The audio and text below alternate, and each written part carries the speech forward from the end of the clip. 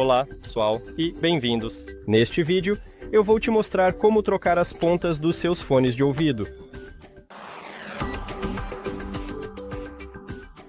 Você deve começar abrindo o estojo de carregamento e retirando os fones de ouvido dele. Agora, retire as pontas de ouvido antigas.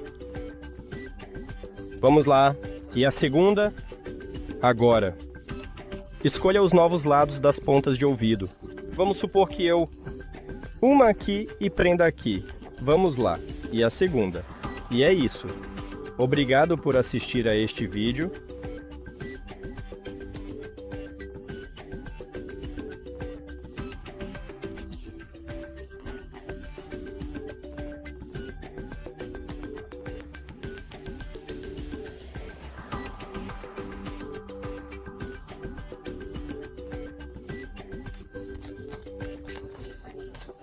Se você achou útil, por favor, considere se inscrever no canal e deixar um like no vídeo. É muito importante para nós. Até mais!